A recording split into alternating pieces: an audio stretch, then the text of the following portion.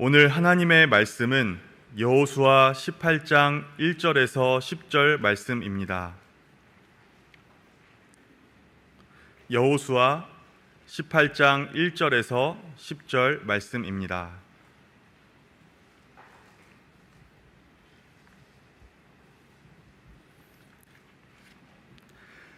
하나님의 말씀을 봉독합니다. 이스라엘 자손의 온 회중이 실로에 모여서 거기에 회막을 세웠으며 그 땅은 그들 앞에서 돌아와 정복되었더라. 그러나 이스라엘 자손 중에 그 기업의 분배를 받지 못한 자가 아직도 7지파라. 여호수아가 이스라엘 자손에게 이르되 너희가 너희 조상의 하나님 여호와께서 너희에게 주신 땅을 점령하러 가기를 어느 때까지 지체하겠느냐. 너희는 각 지파에 3사람씩 선정하라. 내가 그들을 보내리니 그들은 일어나서 그 땅에 두루다니며 그들의 기업에 따라 그 땅을 그려가지고 내게로 돌아올 것이라. 그들이 그 땅을 7부분으로 나누되 유다는 남쪽 자기 지역에 있고 요셉의 족속은 북쪽에 있는 그들의 지역에 있으니 그 땅을 7부분으로 그려서 이곳 내게로 가져오라. 그러면 내가 여기서 너희를 위하여 우리 하나님 여호와 앞에서 제비를 뽑으리라. 레위 사람은 너희 중에 분깃이 없나니 여호와의 제사장 직분이 그들의 기업이 됨이며 갓과 르우벤과 므낫세 반지파는 요단 저편 동쪽에서 이미 기업을 받았나니 이는 여호와의 종 모세가 그들에게 준 것이니라 하더라. 그 사람들이 일어나 떠나니 여호수아가 그 땅을 그리러 가는 사람들에게 명령하여 이르되 가서 그 땅으로 두루다니며 그것을 그려 가지고 내게로 돌아오라. 내가 여기 실로의 여호와 앞에서 너희를 위하여 제비를 뽑으리라 하니 그 사람들이 가서 그 땅으로 두루다니며 성읍들을 따라서 7부분으로 책에 그려서 실로 진영에 돌아와 여호수아에게 나아오니 여호수아가 그들을 위하여 실로의 여호와 앞에서 제비를 뽑고 그가 거기서 이스라엘 자손의 분파대로 그 땅을 분배하였더라. 아멘. 일전에 만난 어느 권사님 이야기입니다. 남편이 살아생전 많은 빚을 남기고 세상을 떠났습니다. 아들들이 모아놓은 돈마저 다 날리고 떠났어요. 그래서 그 빚을 갚느라 일을 많이 해서 지금 이제 연세가 높으신데 몸도 이것저것이 많이 아프고 힘이 듭니다. 남편에 대한 원망이 없지는 않지만 그래도 하나님께 감사하며 하나님을 의지하고 기도하면서 하루하루 살고 있는 분이었습니다. 제가 그분의 말씀을 이렇게 쭉 들으면서 느낀 것은 그분에게는 예수 그리스도의 십자가를 통해 받은 그 구원의 은혜와 현실의 삶이 분리되어 있지 않았습니다.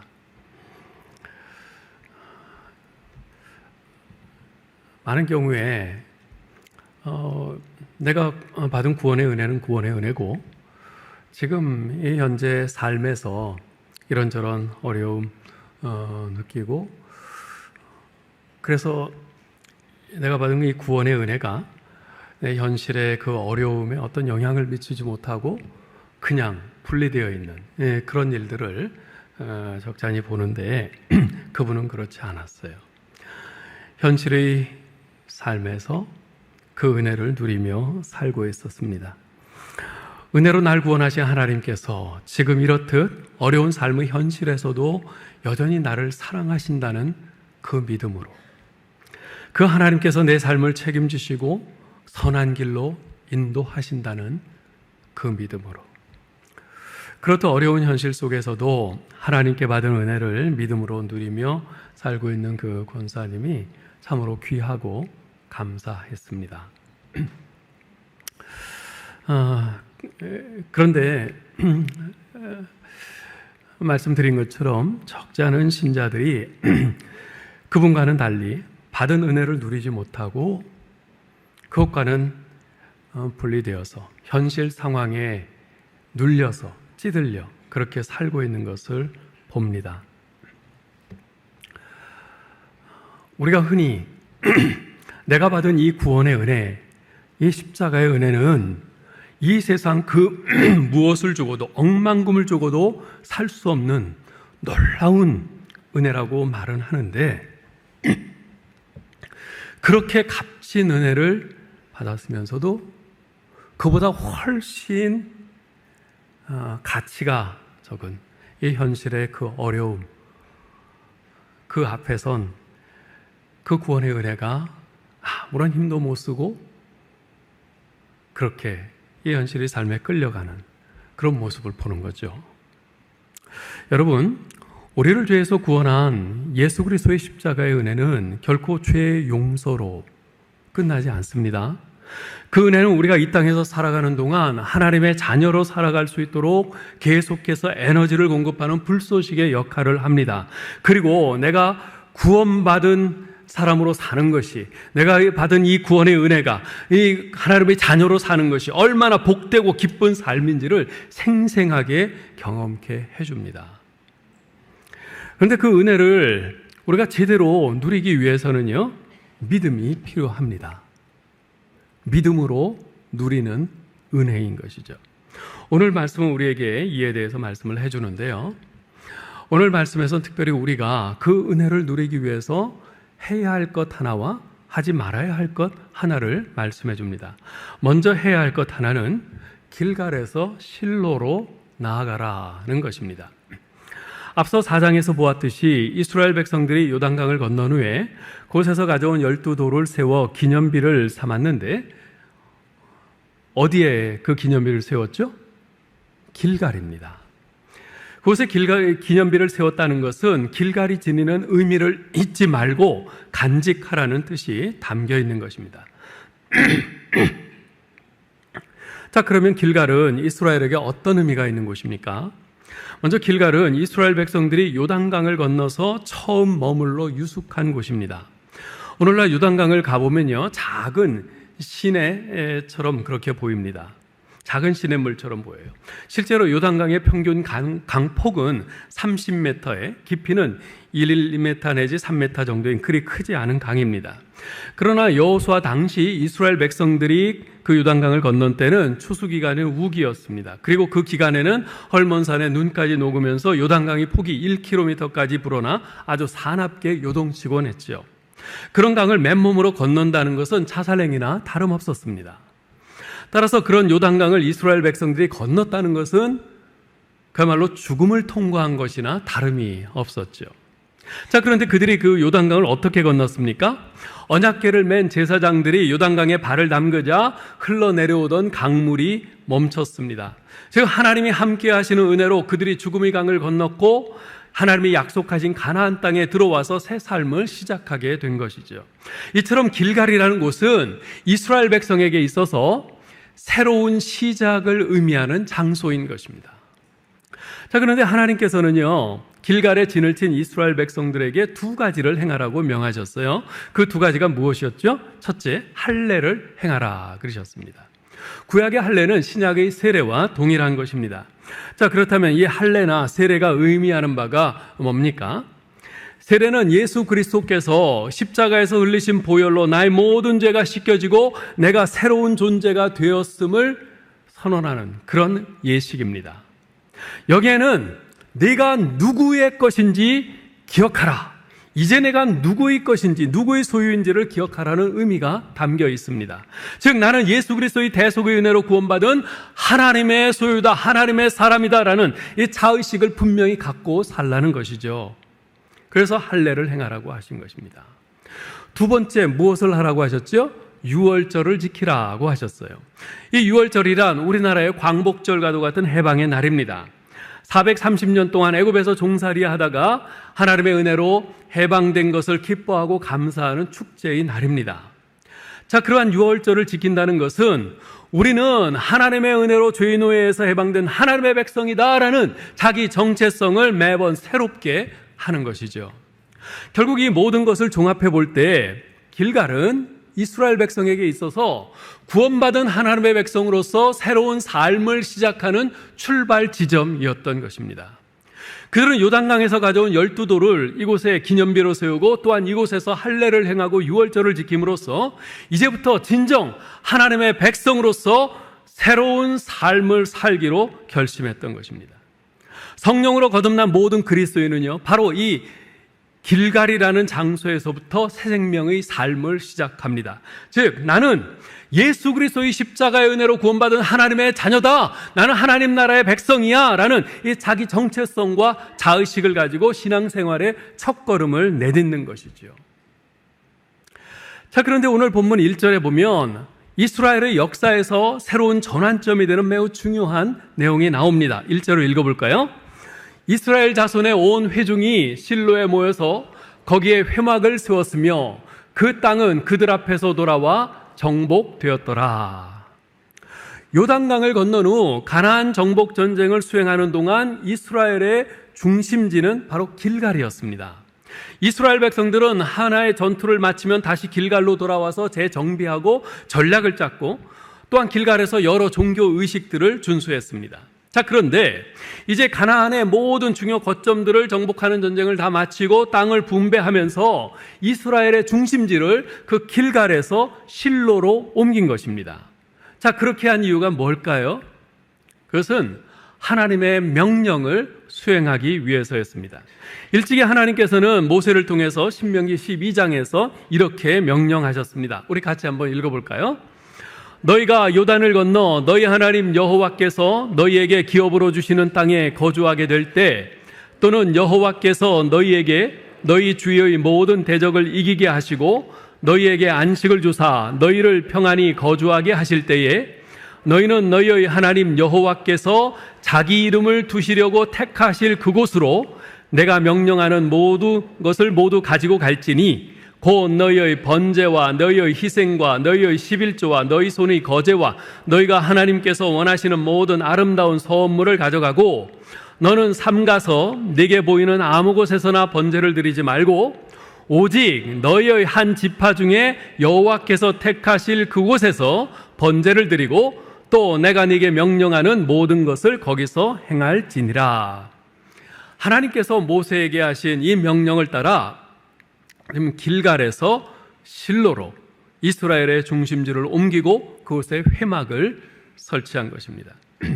자, 그런데요, 이 실로의 위치가 참으로 흥미롭습니다.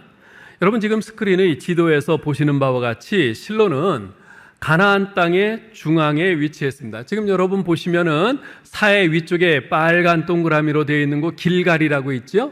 길갈은 이 약간 아래쪽에, 그리고 요단강 쪽에 치우쳐 있습니다. 그런데 그곳에서 왼쪽 위쪽으로 올라가면 빨간 동그라미 친 실로가 보이죠? 예. 그 실로는요, 지금 여러분이 지도에서 보시다시피 이 가나안 땅의 중앙 지역입니다. 위아래로도 그렇고 좌우로도 그렇습니다. 가나안 땅의 정중앙에 위치한 곳이 바로 그것에 회막을 설치한 거죠.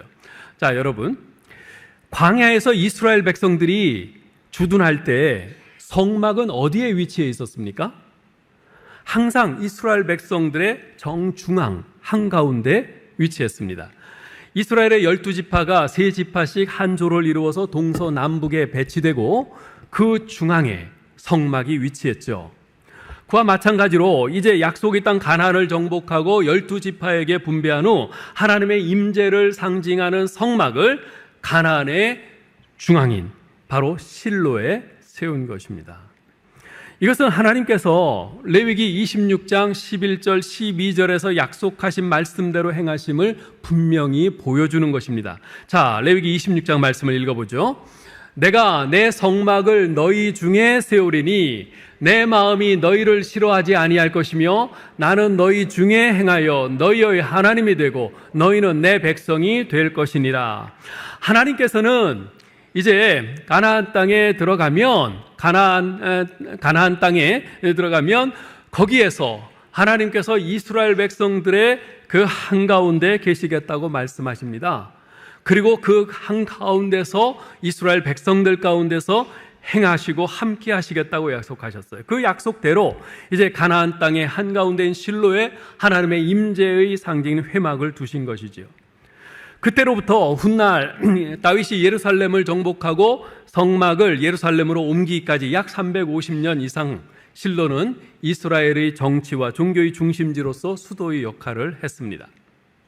자, 그런데 여기서 우리가 주목할 것이 있어요.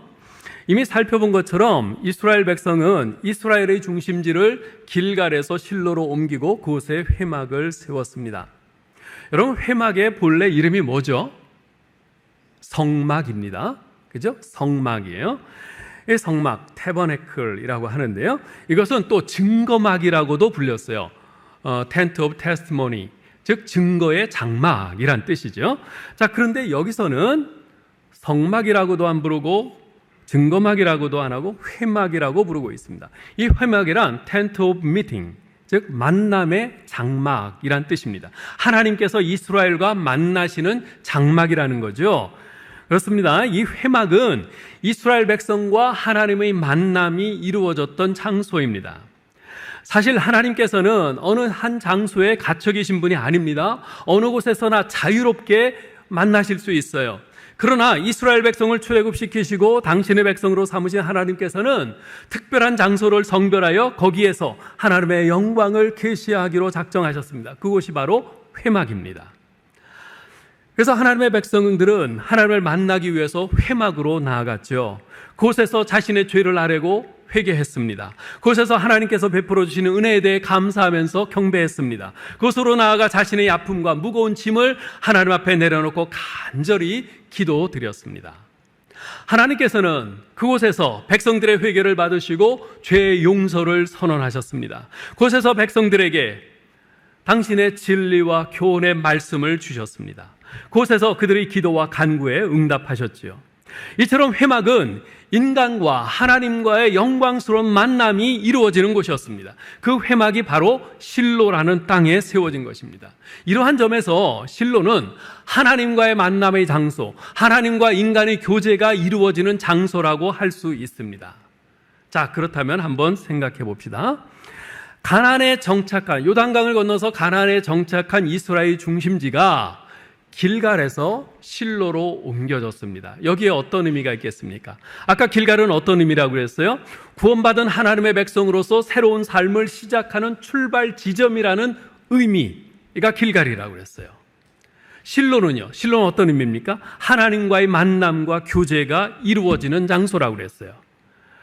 자, 이스라엘의 중심지가 가나안에 정착하면서 길갈에서 실로로 이렇게 옮겨진 겁니다. 여기에는 매우 중요한 의미가 있죠. 그 의미가 뭡니까? 예수 그리스도의 은혜로 구원받아 하나님의 백성으로서 새로운 삶을 살게 된 신자는 이제 날마다 하나님과 만나고 교제하는 삶을 힘써야 된다는 겁니다. 그러한 삶으로 나아가야 된다는 겁니다. 예. 사실 이 실로라는 말이 처음 등장한 곳은 창세기 49장 10절에 기록된 야곱의 예언입니다. 우리 한번 읽어볼까요? 규가 유다를 떠나지 아니하며 통치자의 지팡이가 그 발 사이에서 떠나지 아니하기를 실로가 오시기까지 이르리니 그에게 모든 백성이 복종하리로다. 여기서 실로라는 말은 안식을 주는 자, 평화를 만드는 자라는 뜻입니다. 이 예언은 유다 지파를 통해서 훗날 메시아가 오셔서 평화와 안식을 완성시킬 것을 대망하는 바로 그 예언입니다.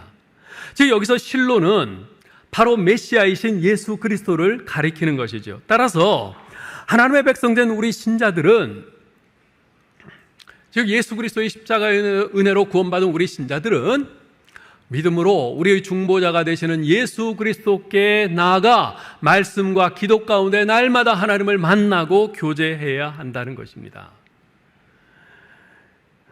사랑하는 성도 여러분, 어머니의 산고를 통해서 출생한 아기는요, 그냥 놔두면 죽습니다. 태어났으니까 이제 알아서 살겠지. 아니요, 죽어요. 아기는요, 날마다 엄마의 품에 안겨서 엄마의 젖을 먹고 엄마의 심장 소리를 들어야 살 수 있습니다. 마찬가지입니다. 예수 그리스도의 십자가의 대속의 은혜로 구원받고 새 생명을 얻은 우리 신자들 또한 매일 하나님께 나아가 하나님을 만나야 우리의 영혼이 살 수 있습니다. 매일 예수 그리스도 안에서 말씀과 기도를 통해 하나님을 만나 교제해야만 살 수 있습니다. 그렇다면 묻겠습니다. 여러분의 매일의 삶 속에는 지금 하나님과 만나 교제하는 실로가 있습니까? 여러분은 매일 여러분의 실로에 나아가 하나님과 만나 교제하고 있습니까? 여러분의 어깨에 지워진 짐이 너무 무거워서 지치고 피곤하십니까? 실로로 나아가 주님을 만나시기 바랍니다. 주님이 그 짐을 대신 져주실 것입니다. 어디로 가야 할지, 어떻게 해야 할지 삶의 방향을 잃고 우왕좌왕하고 있습니까? 실로로 나아가 주님을 만나시기 바랍니다. 주님께서 삶의 방향을 지시해 주실 것입니다. 눈앞에 암담한 상황에 낙심이 되고 절망감이 엄습합니까? 실로로 나아가 주님을 만나시기 바랍니다. 주님이 여러분에게 독수리가 날개치고 올라감 같은 새로운 삶의 용기와 힘을 더하여 주실 것입니다. 코 작은 이런저런 문제들로 근심에 쌓이고 우울하십니까? 실로로 나아가 주님을 만나십시오. 주님께서 여러분의 마음에 평강과 기쁨을 주실 것입니다. 날마다 실로로 나아가 주님을 만나야 합니다. 결코 충분하지. 히브리서 기자는 4장 16절 볼까요? 그러므로 우리는 긍휼하심을 받고 때를 따라 돕는 은혜를 얻기 위하여 은혜의 보좌 앞에 담대히 나아갈 것이니라. 때를 따라 돕는 은혜를 얻어야 된다고 말씀하세요. 여러분, 우리에게 하나님의 도우시는 은혜가 필요하지 않은 때가 있을까요? 그런 때는 없습니다. 우리는 매일 매순간 하나님의 도우시는 은혜가 없이는 사람답게, 하나님의 자녀답게 살 수가 없습니다. 따라서 매일 매순간 하나님의 은혜의 보좌 앞에 나아가야 합니다. 하나님을 만나야 합니다. 실로로 나아가 주님을 만나야 합니다. 이러한 주님과의 만남과 교제가 없으면 우리의 영혼은요, 이 죄악 세상에서 숨막혀 죽습니다. 주님과 교제해야 비로소 우리가 이 죄악 세상 가운데 살면서 비로소 하고 숨이라도 쉬면서 살 수가 있습니다. 사랑하는 성도 여러분, 믿음으로 우리의 중보자가 되시는 예수 그리스도께 나아가 말씀과 기도 가운데 날마다 하나님을 만나고 교제하기를 힘쓰시기 바랍니다. 그럴 때 우리를 향한 하나님의 사랑을 더 깊이 풍성히 깨달을 수 있습니다. 날 구원하신 예수 그리스도의 그 구원의 은혜를 더 풍성히 누릴 수 있습니다. 연약한 우리가 하나님의 능력을 힘입을 수 있습니다. 이것이 바로 예수 그리스도의 십자가의 대속의 은혜를 믿음으로 누리는 지름길입니다. 두 번째, 우리가 받은 이 구원의 은혜를 누리기 위해서 하지 말아야 될 것이 있어요. 그것은 나태하지 말라는 것입니다. 자, 이처럼 이스라엘의 수도를 가나안 땅 한가운데인 실로로 옮김으로써 명실공히 가나안 정복은 완성된 것처럼 보입니다. 그런데 본문 2절은 이스라엘의 실상이 전혀 그렇지 않음을 말해주고 있습니다. 읽어볼까요? 그러나 이스라엘 자손 중에 그 기업의 분배를 받지 못한 자가 아직도 7지파라. 아직도 7지파가 그 기업의 분배를 받지 못했습니다. 아직 가나안 정복이 미완이라는 겁니다. 어째서 이런 일이 일어났을까요? 하나님의 때가 아직 되지 않아서 그런 것일까요? 그렇지 않습니다. 3절을 보세요. 읽어보죠. 너희가 너희 조상의 하나님 여호와께서 너희에게 주신 땅을 점령하러 가기를 어느 때까지 지체하겠느냐. 여기서 지체한다로 번역된 히브리어 동사 라파는 늦추다, 게으름을 피우다, 나태하다 이런 의미입니다. 여호수아는 나머지 7지파가 자신들의 기업을 소유하지 못하고 있는 것은 전적으로 그들 자신이 게으름 때문이라고 책망을 합니다. 그러면서 각 지파에서 3사람씩 뽑아서 그들로 이제 남은 땅을 전부 탐지하고 돌아와서 구획을 긋고 그것을 제비 뽑아서 각 지파들에게 나누어 줍니다. 자, 그런데 여기서 여호수아가 뭐라고 말해요? 여호와께서 너희에게 주신 땅이라고 말합니다. 가나안 땅은요, 이스라엘이 노력해서 차지한 땅이 아니라 하나님께서 이스라엘에게 은혜로 선물로 주신 땅입니다. 따라서 백성들은 오직 믿음으로 그 땅을 가서 취하기만 하면 됩니다. 그런데 그들은 머뭇거리면서 가지 않는 거예요. 게으름을 피우면서 민기작거리고 있는 겁니다. 어째서 그들은 그처럼 머뭇거리면서 게으름을 피운 것일까요? 2가지 원인이 있다고 생각합니다. 첫째, 희생하기 싫어서. 여호수아의 말을 다시 한번 들어보시기 바랍니다. 여호와께서 너희에게 주신 땅을 점령하러 가기를 어느 때까지 지체하겠느냐. 자, 뭐라고 그래요? 여호와께서 너희에게 주신 땅인데 그 땅을 점령하러 가야 된다고 말합니다. 가서 점령해야 된대요. 이 점령한다는 말에는요, 싸운다, 전쟁한다는 의미가 내포되어 있습니다. 적군이 차지하고 있는 땅을 점령하기 위해 싸우는 것은 결코 만만한 일이 아닙니다. 적들도 땅을 빼앗기지 않기 위해서 사생결단하고 맞설 것입니다. 따라서 반드시 희생이 따를 거예요. 그것이 두려운 겁니다. 대체로 사람들은요, 옳은 것을 선택하기보다는 편한 것을 선택하려는 경향이 강합니다. 물론 무엇이 옳은 것인지 무엇이 잘못된 것인지 몰라서 잘못된 선택을 하는 경우도 있습니다만, 대체로 옳은 것이 무엇인지 알면서도 그걸 선택 못해요. 왜냐하면 불편하니까, 힘드니까, 희생이 따르니까. 그런 경우가 많아요. 하나님을 따르고 하나님의 말씀대로 순종하는 것은 분명 옳은 일인데, 옳은 것을 아는데 결코 편한 길은 아닙니다. 자기를 부인해야 하고 자기가 좋아하는 어떤 습관이나 취미생활 등을 희생해야 할 수도 있습니다. 그리고 자신의 시간과 땀과 물질 등의 헌신이 요구됩니다. 그것이 싫은 겁니다. 그것이 두려운 거예요. 그러나 싫다고 해서, 두렵다고 해서 피하면 절대로 약속의 땅, 하나님이 주시마 약속하신 그 땅은 차지하지 못합니다. 올해 우리 교회의 표가 다음 세대를 위한 디딤돌을 놓는 교회인데요, 다음 세대를 위한 디딤돌이 된다는 것은 희생과 헌신을 전제하는 것입니다. 그렇잖아요. 내가 디딤돌이 된다는 것은 누군가 나를 밟고 올라간다는 거죠. 누군가에게 밟히는 거예요. 누구의 발등상이 되는 겁니다. 그것은 희생이죠. 헌신이죠. 저는 특별히 여러분에게 기도의 헌신을 부탁드리고 싶습니다. 매월 마지막 금요 기도회는 다음 세대를 위해 온 세대가 함께하는 일빛 기도회로 모이고 있는데요, 평소에는 금요 기도회에 못 나오는 분들도 이때만큼은 꼭 나오셔서 다음 세대를 위해서 함께 기도해 주시기를 간절히 부탁드립니다. 사실 이것은요, 우리가 다음 세대를 위한 디딤돌을 놓는 최소한의 헌신입니다. 이 정도도 하지 않으면서 우리가 다음 세대를 이야기하는 것은 말장난에 불과합니다. 이번 금요일이 마침 다음 세대를 위한 일빛 기도회로 모이는 날입니다. 잊지 마시고 오는 금요일에 꼭 참석하셔서 우리 교회와 하나님 나라의 미래인 다음 세대를 위해서 한마음 한 목소리로 뜨겁게 간절히 함께 기도할 수 있기를 간절히 부탁드립니다. 자, 이런 면에서요, 사도 바울은 우리에게 아주 좋은 모범이 됩니다.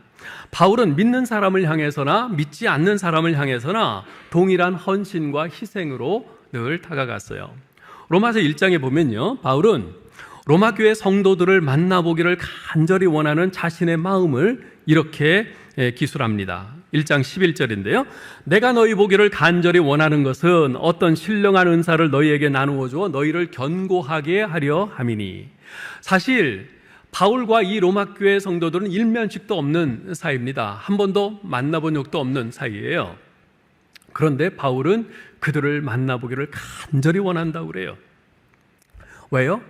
그들에게 바울 자신이 받은 어떤 신령한 은사를 나누어 주어서 그들의 믿음을 견고하게 해주고 싶었던 겁니다. 또한 바울은 믿지 않는 이방인에 대해서 뭐라고 합니까? 자신을 빚진 자라고 표현합니다. 로마서 1장 14절 보면요, 헬라인이나 야만인이나 지혜 있는 자나 어리석은 자에게 다 내가 빚진 자라.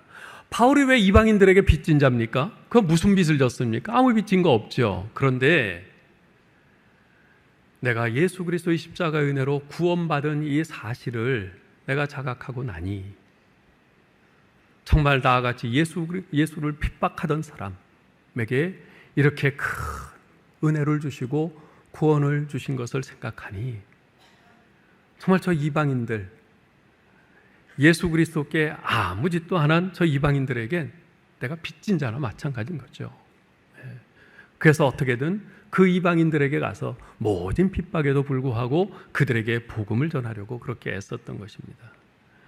그래서 바울은 로마서 1장 15절에서 이렇게 말합니다. 그러므로 나는 할 수 있는 대로 로마에 있는 너희에게도 복음 전하기를 원하노라.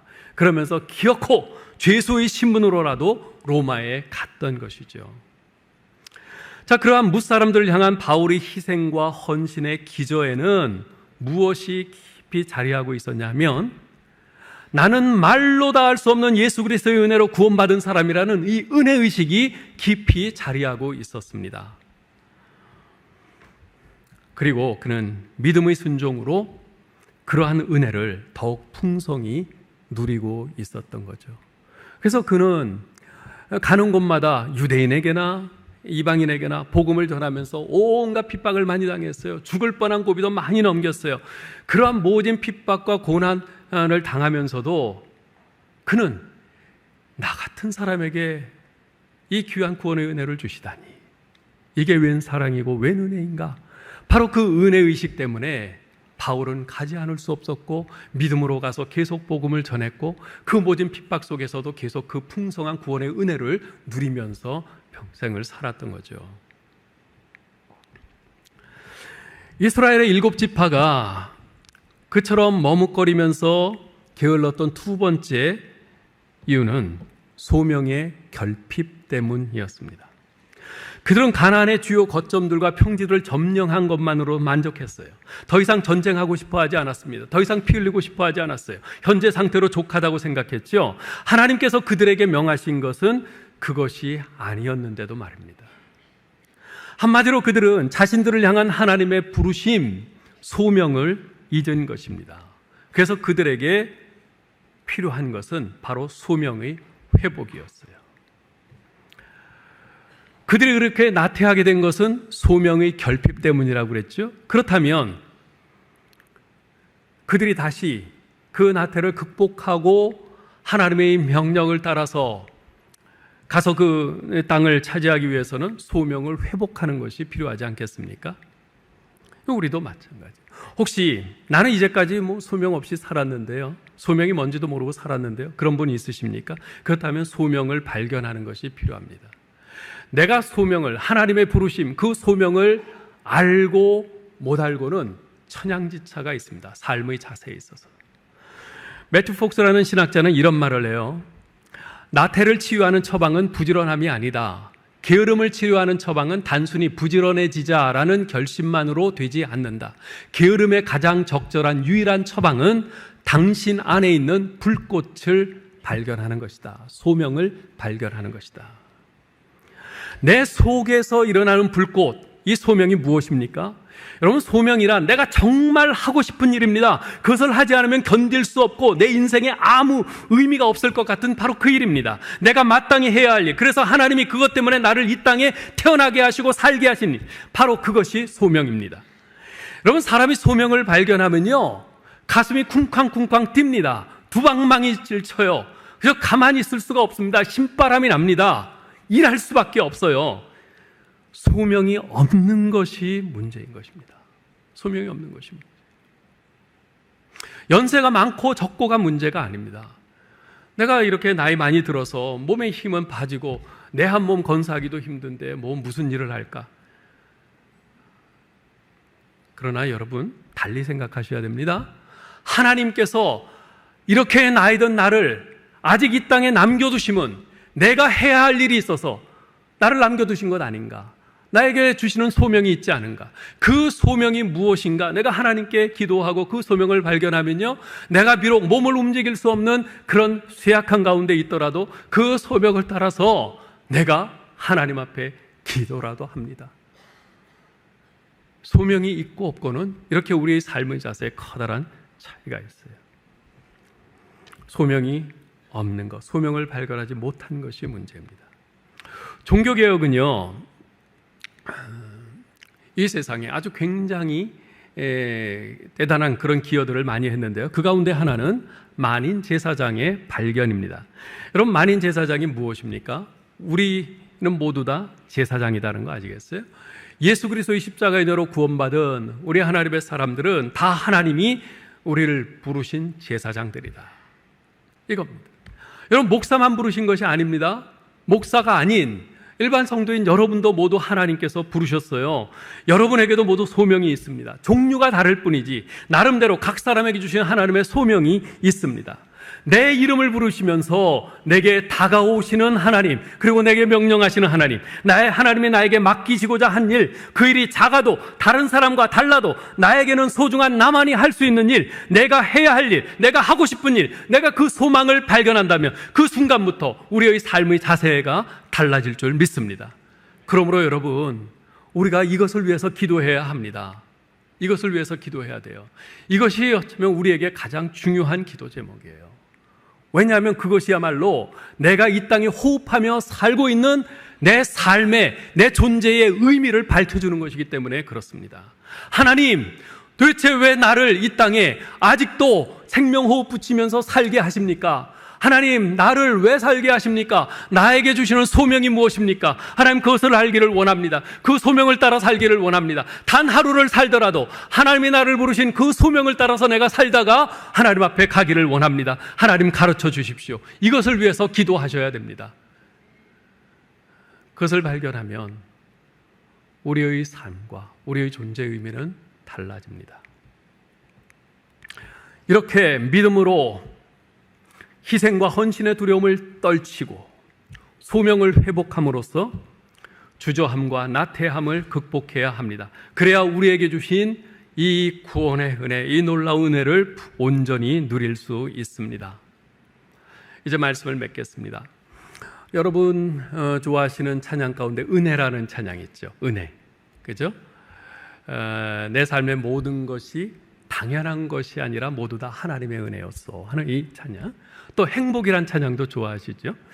이 은혜, 행복, 이 찬양을 모두 작사 작곡한 분이 손경민 목사님이란 분이세요. 근데 그 외에도 뭐 동행, 감사 등등 이분이 작사 작곡한 곡이 많은데 제가 쭉 들어보니까 하나같이 너무 좋은 거예요. 그 가사가 얼마나 은혜되고 정말 절절히 가슴에 닿는지 너무나 좋아요. 그래서 제가 이분이 어떤 분인가를 좀 찾아봤어요. 그랬더니 놀랍게도 이분은 참으로 불행한 환경에서 태어나고 자란 분이에요. 이분이 태어났을 때 아버지가 가정을 버리고 나갔어요. 그래서 어머니와 두 자녀는 길거리에 나앉게 됐죠. 빚쟁이에게 쫓겨다녔어요. 1년에 4번 이사하기도 했어요. 이 어머니가 많은 고생을 했어요. 한편으로는 빚을 갚으면서 한편으로는 두 자녀를 어떻게든 굶기지 않고 공부시키려고 애를 썼어요. 그 한참 젊은 나이에 한참 꾸미고 싶고 신혼의 기쁨을 누리고 사랑받고 싶을 바로 그런 나이인데 그 젊은 나이에 빚 갚고 자녀를 키우기 위해서 다른 가정에 들어가서 가사 도우미를 하고 산후보조 도우미를 하고 또 식당에서 또 시장에서 밤늦게까지 투잡, 쓰리잡을 하면서 그렇게 일을 하면서 살았어요. 이 손경민 어린이가 점점 크면서 어머니가 너무 고생하는 것이 안타까워서 초등학교 4학년 때부터 아르바이트를 결심합니다. 그래서 학교 앞에서 식물 놀리는 일을 했어요. 6학년 때는 구두방에 들어가서 구두 닦기를 했어요. 중학생이 되고 고등학생이 되어서도 계속해서 그렇게 아르바이트를 하면서 공부를 했어요. 근데 대학을 갈 나이가 됐는데 엎친 데 덮친 격으로 더 어려운 일이 생겼어요. 누가 어머니와 이 손경민 씨 명의로 카드를 만들어서 쓴 거예요. 700만 원 고지서가 날라왔어요. 그야말로 청천하늘의 날벼락 같은 일이었죠. 그렇지만 어머니와 상의해서 그래도 우리가 갚아야 되지 않겠는가 해서 갚기로 하고 어머니는 시간을 쪼개서 일을 하나를 더 했어요. 이 손경민 씨는 대학에 가지 않고 공장에 출근했어요. 그렇게 3년간 일을 해서 그 빚을 다 갚았습니다. 그리고 23세, 23살에 군대를 가게 됐는데 군대 가려고 이제 신체 검사를 받았는데 재검이라고 돌아가라고 합니다. 일반인에 비해서 이 간 수치가 20, 30배 더 높아서 군 생활을 할 수 없으니 3개월간 치료하고 다시 와서 신검 받으라는 거예요. 3개월 치료하고 다시 병무청에 갔더니 또다시 간 기능 이상이 나왔어요. 다시 3개월간 치료하고 와서 재검 받으라. 그래서 3개월 치료하고 왔더니 면제래요. 간이 도저히 나아지지 않고 이제 더 악화돼서 가까운 시일에 간경화가 와서 죽을 수도 있으니 빨리 치료하라. 그래서 그때부터 지금까지도 나라에서 주는 그 간 치료약을 먹으면서 지금 계속 유지하며 살고 있습니다. 자, 지금 짧게 그분의 인생 여정을 말씀드렸는데 누가 봐도 행복한 구석이라고는 하나도 없는 인생입니다. 그런데 그분은 자기 인생을 지금 돌아보면 행복한 인생이라고 고백을 해요. 그러면서 그 이유에 대해서 이렇게 말합니다. 가정도 깨지고 집은 가난하고 어린아이가 일을 하고 내가 저지르지 않은 일을 내가 갚고 행복의 조건이 하나도 없는 것 같습니다. 그런데 이상하게도 저는 저희 삶을 돌아보면 행복합니다. 40대가 되어 그 시절에 왜 행복했을까 돌아봤더니 하나님께서 제 마음에 어머니라고 알려주셨습니다. 어머니가 상처도 많고 경제적으로도 참 힘들고 참 아픈 삶을 사셨지만 단 한 번도 실패와 불행을 이야기하신 적이 없습니다. 어머니는 새벽에 항상 저를 깨우고 30분 걸어 교회를 가셨습니다. 그리고 교회 가장 앞자리에서 울며 기도하셨습니다. 그리고 어머니가 일을 끝내고 오시면 보통 저희는 잠들어 있는데 자는데 물이 떨어져서 눈을 떠보면 어머니가 머리에 손을 얹고 눈물로 기도하고 계셨습니다. 의지할 분이 하나님밖에 없었습니다. 하나님께 처절히 기도하셨던 어머니를 기억합니다. 그리고 힘드실 때면 어머니는 금식 기도를 하셨습니다. 20일까지 금식 기도를 하신 적도 있습니다. 힘들게 번 돈을 저축하고 토요일이면 동네 친구를 집으로 불러 모아 아이스크림을 사주면서 전도를 하셨습니다. 어머니는 늘 당당하셨습니다. 김을 팔 때도 예수 믿으세요. 예수 믿어야 죄 용서받고 천국 갑니다. 예수 믿어야 행복합니다. 늘 그러셨습니다. 주일에는 하루 종일 교회에 있는데 저는 어린이로서 지겨워서 도망갔는데 이게 1년, 2년 되면서 놀라운 변화가 일어났습니다. 제 안에 믿음이 생겼습니다. 하나님이 어떤 분이신지 말씀을 통해서 계속 배우게 되었고 하나님에 대한 믿음이 생겼고 내가 구원받았음을 알게 되었고 하나님이 나의 삶을 인도하고 계셨음을 알았기에 하나님이 인도하시는 내 삶이 불행하다는 생각을 해본 적 없습니다. 우리가 예수 안에 있으면 환경이 어떻든지 이런 행복을 누릴 수 있는 줄 저는 믿습니다.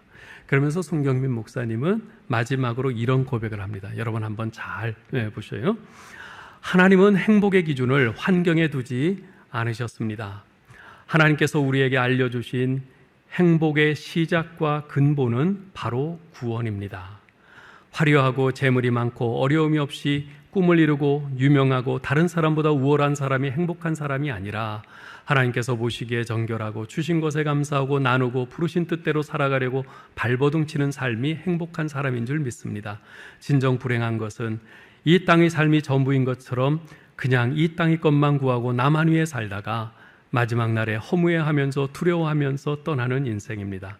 우리는 하나님께서 함께 하시기 때문에 어떠한 상황 가운데서도 행복을 빼앗기지 않을 뿐더러 행복한 사람인 줄 믿습니다. 그렇습니다. 여러분, 하나님께서 우리에게 알려주신 인생의 행복의 시작과 근본은 바로 예수 그리스도의 십자가의 은혜로 우리가 받은 구원입니다. 그 구원의 은혜, 그것이 우리 행복의 시작과 근본입니다. 우리가 받은 이 구원의 은혜는 이 세상을 다 주고도 살 수 없는, 억만금을 주고도 살 수 없는 귀한 것이라고, 보배라고 우리가 고백하지 않습니까? 이제 중요한 것은 우리가 받은 그 구원의 은혜를 누리며 사는 것입니다. 어떻게요? 날마다 주님과 만나고 교제함으로써. 그러기 위해서 우리는 날마다 실로로 나아가야 합니다. 여러분의 실로로 나아가 예수 그리스도 안에서 말씀과 기도 가운데 주님을 만나야 합니다. 주님과 교제해야 합니다.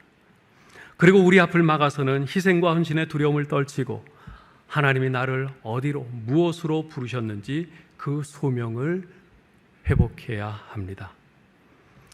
그렇게 믿음으로 예수 그리스도께서 우리에게 주신 십자가의 그 구원의 은혜, 그 은혜를 누리며 살아가는 저와 여러분 될 수 있기를 주님의 이름으로 축원합니다.